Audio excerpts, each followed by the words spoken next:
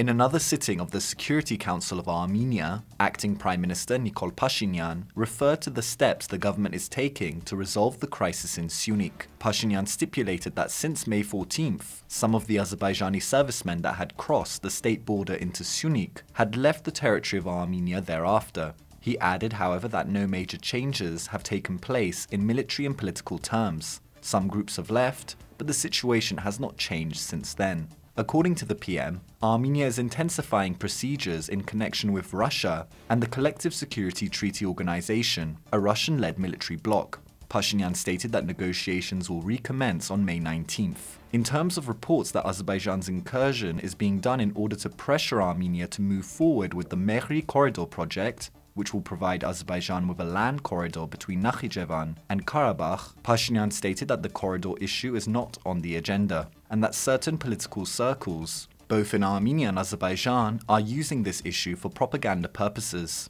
Meanwhile, in Moscow, the spokesman of the Russian president, Dmitry Peskov, told reporters that Vladimir Putin favors the implementation of the clauses of the November 9th ceasefire agreement over any other alternative. Peskov added that Moscow is in constant contact with both Yerevan and Baku.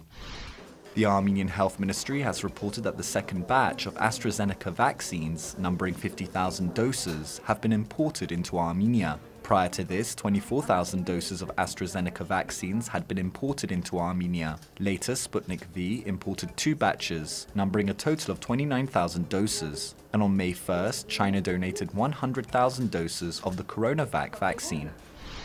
An Armenia's Court of Appeal has ruled to release Davit Galstyan, a businessman and arms dealer engaged in the buying and selling of weapons. Galstyan had been under arrest since February 2nd. Galstyan was accused of supplying Czech-made artillery shells from a 1977 production to the Armenian Ministry of Defense, instead of projectiles from a 1983 to 86 production, which was significantly inferior in terms of tactical features. Galstyan has furthermore been connected to breaking the arms embargo on Libya and delivering weapons to certain militias. As well as this, he is connected to illegal arms deliveries to Armenia from Moldova, and has also been connected to an aviation company owned by former Ukrainian President Petro Poroshenko.